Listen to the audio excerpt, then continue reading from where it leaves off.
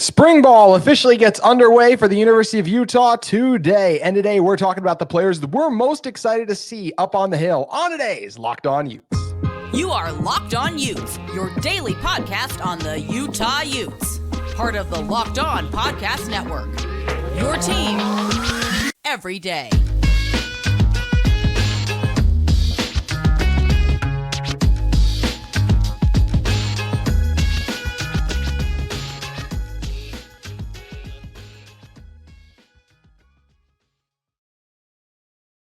Hello, everyone, and thank you for making Locked On Utes your first listen every single day. We are available on all platforms, including YouTube and wherever you may get your podcast. If this is your first time listening to our show, make sure you like and subscribe. Love interacting with all of you in the YouTube comments, as well as on social media, where you can follow our show on X at Locked On Utes. Today's episode of Locked On Utes is brought to you by Nissan. Are you the kind of driver that likes to push things a little further? Ever wonder what adventure could be around the next corner? Take the Nissan Rogue, Nissan Pathfinder, or Nissan Armada and go find your next big adventure. Check them all out today at nissanusa.com.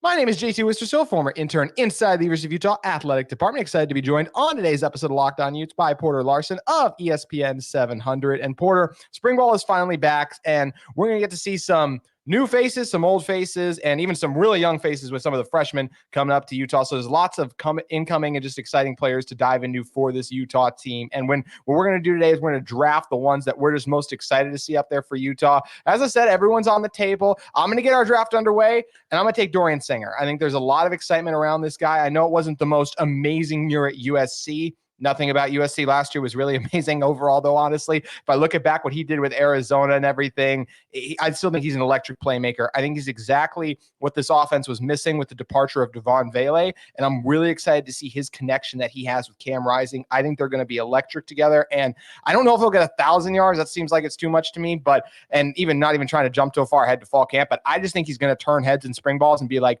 this is one of the better receivers that Utah's had in a little bit, and we get our first look at him coming up today at the first practice. Yeah, well, obviously with Cam Rising returning, you're going to expect and want more from the wide receiver position. So you look at Dorian Singer, you look at all the guys that Utah returns.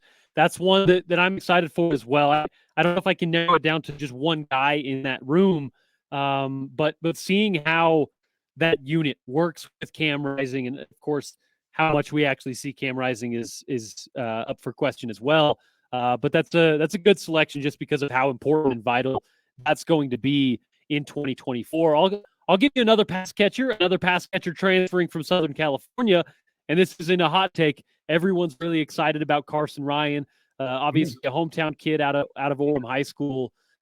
His return to Utah after already showing that he's kind of an elite prospect at the tight end level at UCLA. Excited to see that, but again, the question there is, how much is he shown in spring, right? Yeah. Utah knows what he is. Same story with a lot of the returners and a lot of the upperclassmen. How much do we actually see them in spring? Because I think that Kyle Whittingham is definitely going to, frankly, especially since the season that we just went through with all the injuries and whatnot, they're going to take spring light on those guys and give some of the young guys and new faces a lot more looks than we might be used to. Sure, and Ryan's the guy I'm really excited about. You just feel like he's a steal, especially just because of all the issues UCLA had last year that they weren't able to maximize his talents, with Dante Moore kind of disappointing in year one, everything not going great for Chip Kelly, so much so that he left that school to become an offensive coordinator of a school in his own conference now, which is still a crazy sentence that we could say out loud. But you make such a good point too, Porter, in talking about how we don't know how much of the veterans we're going to see in spring ball. So for my next guy that I'm really excited to see this spring, I got to go with Isaac Wilson.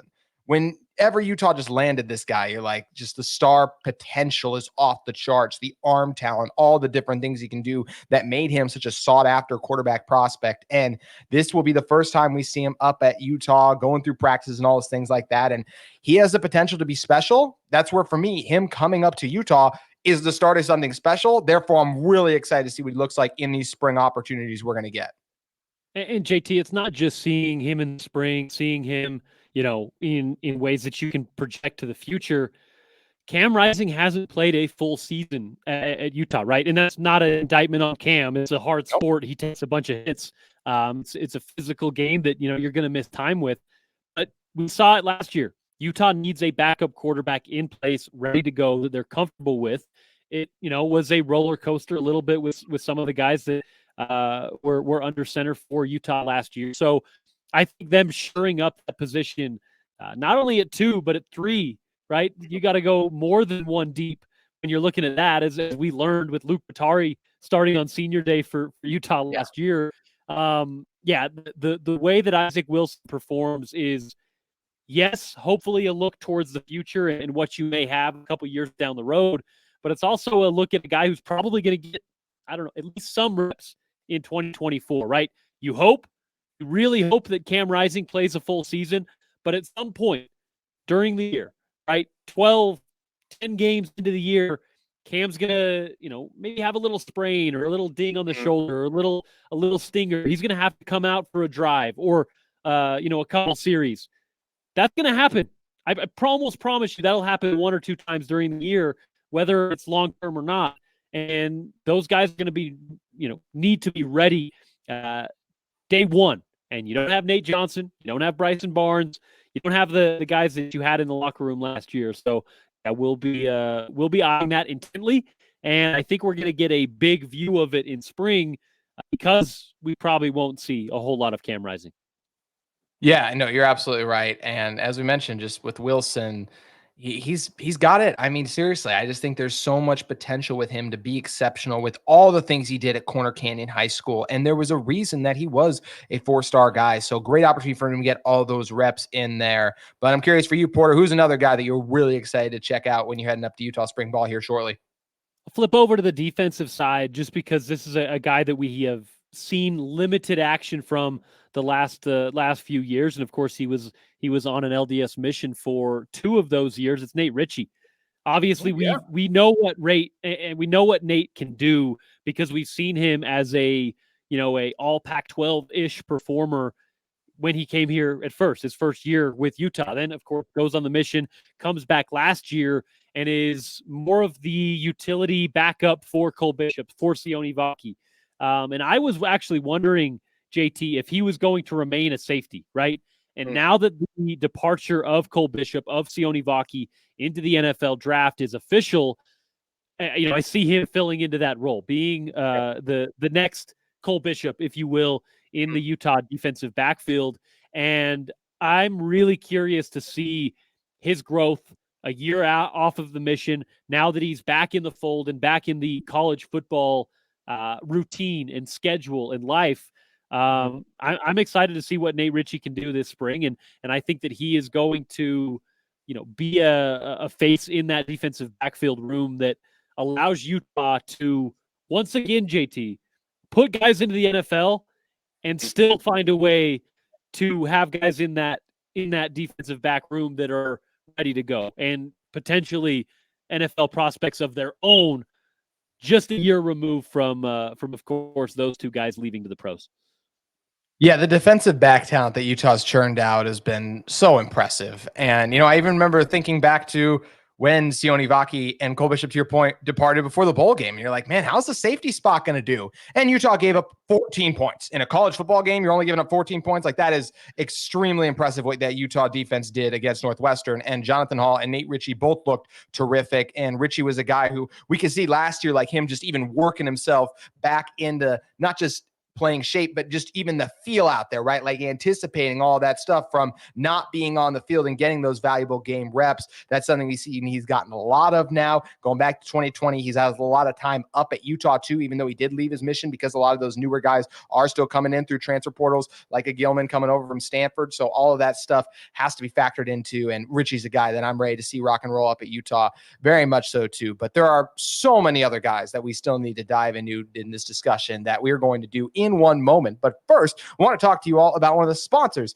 of today's episode of Locked On Utes. It's our friends at Nissan. Are you the kind of driver that likes to push things a little further? Ever wonder what adventure could be around the next corner? Our friends at Nissan have a lineup of SUVs with the capabilities to take your adventure to the next level. The 2024 Nissan Rogue is perfect for city drivers and great escapes. Their class exclusive Google built-in is your always updating assistant to call for almost anything. Gone are the days of connecting your phone. Google Assistant, Google Maps, and Google Play Store are all built right into the 12.3-inch HD touchscreen. And the 2024 Rogue is perfect for mid-sized crossover for your next adventure. You could also use the 2024 Nissan Armada. It will change what you expect from a full-size SUV. Picture a rugged 4x4 that can seat up to 8 in first-class luxury and style.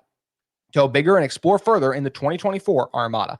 Take the Nissan Rogue, Nissan Pathfinder, or Nissan Armada and go find your next big adventure. Shop NissanUSA.com.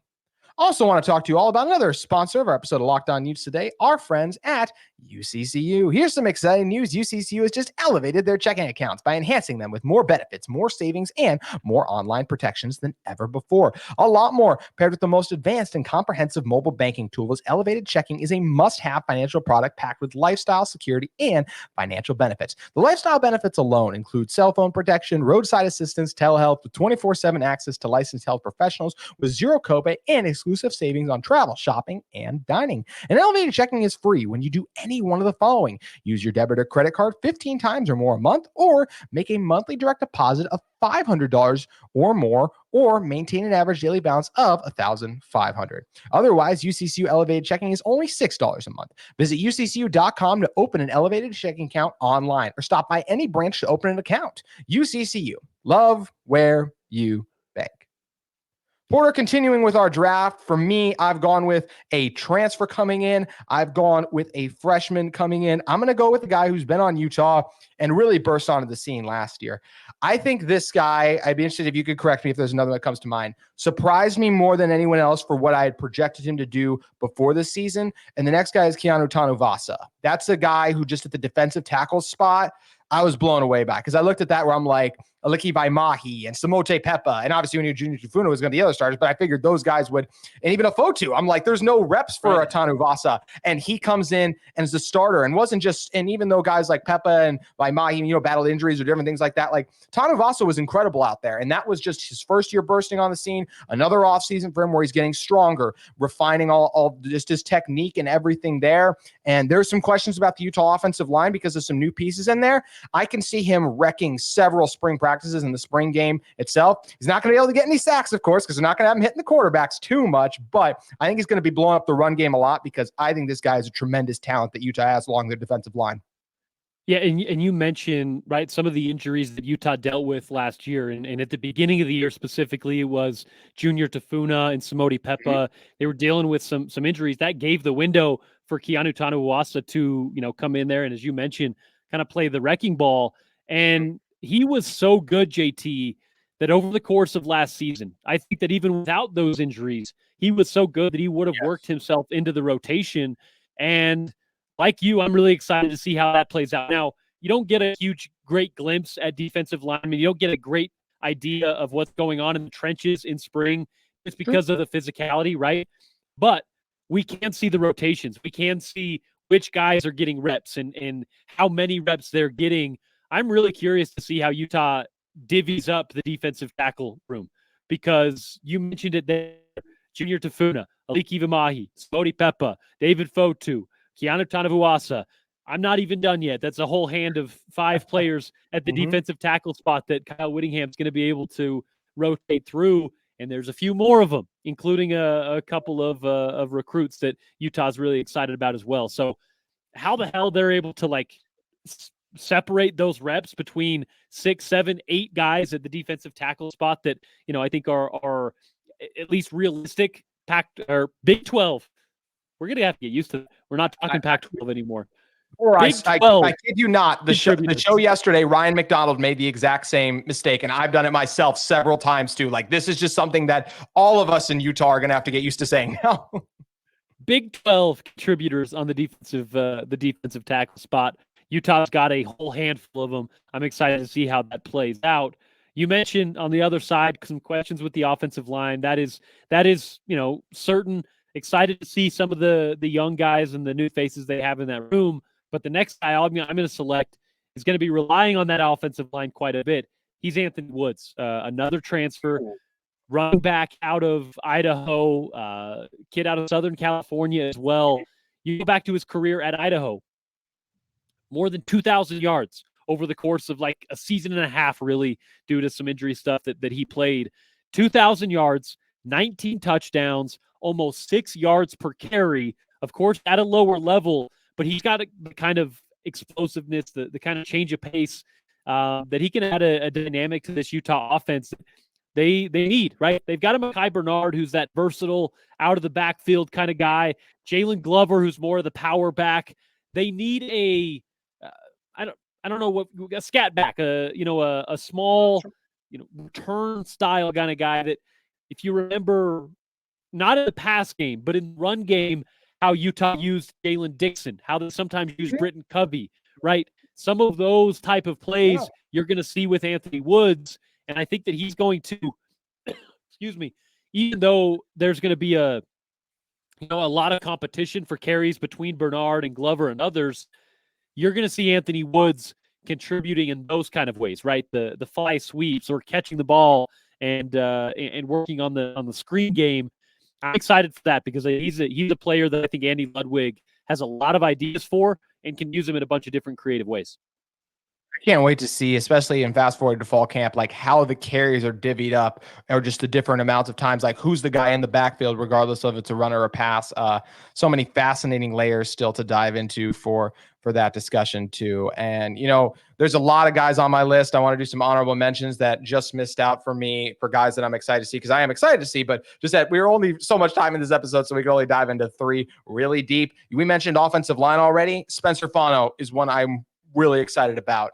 If you can start as a true freshman at left tackle, it's tremendous. It wasn't a perfect season for Fano, but my gosh, for his first year, he was really good. I expect him to win the starting left tackle job once again. I think we'll have gotten bigger and stronger. Porter, I've said this several times. I'm still just blown away from the last time I saw Spencer on a high school football field in November to when I saw him again in spring ball in March. That was just a physical transformation he made. So I know he's only going to continue to get bigger and stronger. I'm not done along the offensive line either. Caleb Lomu is kind of a guy who, he was the other 4-star recruit in that class. We didn't hear a lot from him last year. And of course, Fano got all the love. He was starting, but that's a guy I'm curious. How's he going to factor into the rotation? Isaiah Garcia coming up from Corner Canyon, a 4-star elite offensive lineman. At the time those guys signed with Utah and said they were coming to Utah, I would have said okay, Garcia at this point is more ready to play than at the time I thought Fano was, just from when I saw him on a high school field. That's more of a strength standpoint. So I'm curious if Garcia can get there, because we already saw how quickly Fano was able to take snaps.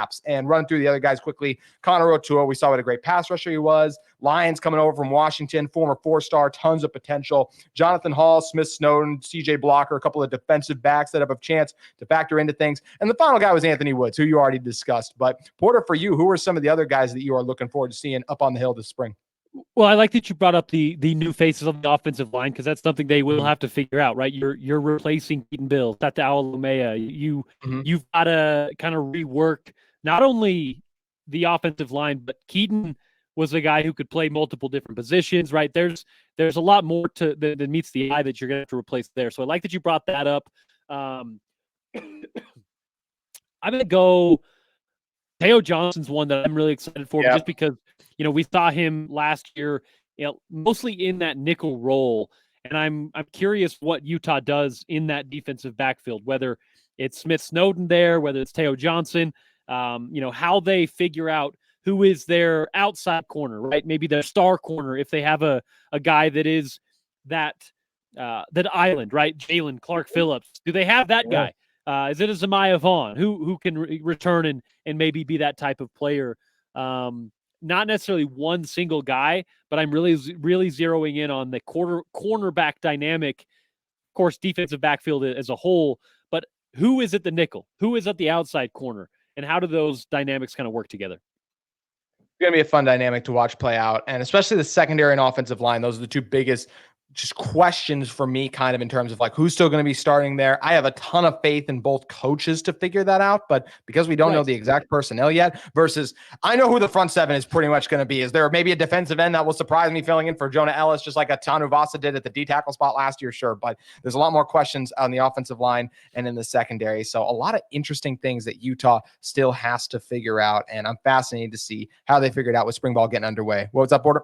But as you mentioned, you kind of give Sharif Shaw, Morgan Scalley, and Jim Harding the benefit of the doubt, right? You do. Because it seems year after year, we're a decade into this thing with those guys all in place. They figure a way out to it's not always the best unit on the team. It's not always the best unit in college football. The offensive line was a great example for that last year for me.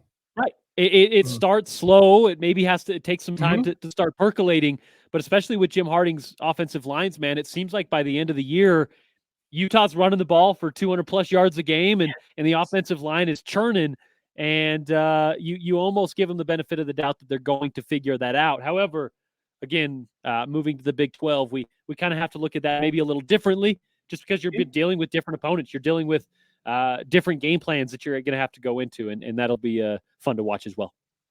It's going to be fun to watch. And we both think that Utah football is going to have a ton of success in the Big 12. I think something else we would also agree is that the Utah women's basketball team will have a ton of success in the Big 12 next season. But what's awesome is they're going to be tourney bound. So we still get to talk about the Utah women's basketball team this season. We're going to be diving into them in one moment. But first, want to talk to you all about another sponsor of our episode of Locked On Utes today. It's our friends at FanDuel Sportsbook. Say goodbye to busted brackets because FanDuel lets you bet on every game of the tourney. Whether you're betting on a big upset or a one seed, it's time to go dancing on America's #1 sportsbook. Right now, new customers get $200 in bonus bets if you have a first $5 bet that wins. That's $200 to use on the point spread money lines. You can even pick who's going to win it all. Just visit FanDuel.com/locked-on and bet on college hoops until the cut down the nets countdown begins. So once again, head to FanDuel.com/locked-on. Porter, you got an early tournament team that you're thinking for your bracket? Oh man, that's a good question. On the men's side or the women's side? Men's side first. It's hard this year. There's not like that one team or that one player, right? That's like, oh, it's on the women's side, Caitlin Clark, or that you look at is kind of a favorite, or a single player, right, who can drag you through a tournament. I don't see much of that in college basketball right now on the men's side. I'm looking at UConn and Houston as my favorites right now. That's not a hot take, but they just look so good right now, right? Late in the year, as March approaches, and from there, I don't really know, man. We'll wait till Selection Sunday and sit down and get our brackets going. We got some cool ones on the website that'll have some prizes available at ESPN 700. So that'll always be fun. Nice, a lot to still be determined. If you guys want to get on the betting action, head over to FanDuel Sportsbook today. Porter, shifting to the women's side, though, the Utah women's basketball team just finished up their Pac-12 tournament, unfortunately falling to UCLA 67-57. And look, when you look at Utah's resume now, 22-10, fifth in the Pac-12 here. I know there's no Gianna Neepkins. I still feel like this team is going to have a chance to do some things in the tournament because, yes, Caitlin Clark is the player in women's basketball. But dang, if there's one, not the next tier would be Alyssa Peely. And when you have a player like that, you can go far in any tournament. Yeah, and you mentioned it there, right? She's not a Caitlin Clark per se, but about as close to it as you can get in women's. Right, about as close to it as you can get in women's college hoops right now. Alyssa Peely, she scores it, she defends, she rebounds. I mean, she is a complete basketball player. And a really cool story watching her. It's been interesting to see all the fans that are visiting, right? The native people and the Pacific Islanders that are going to her, flocking to Alyssa Peely games and flocking to Utah women's hoops games to see a player that looked like them that's playing women's hoops. That's been really cool to see. But from her ability standpoint, JT, if you have her on your roster, you got a chance, right? In a tournament setting. And for Lynn Roberts, I think it's, the question is, how do you surround that, right? What kind of, you mentioned no Gianna Neepkins, what kind of performances do you get out of a Kennedy McQueen, out of an Esvieta, right?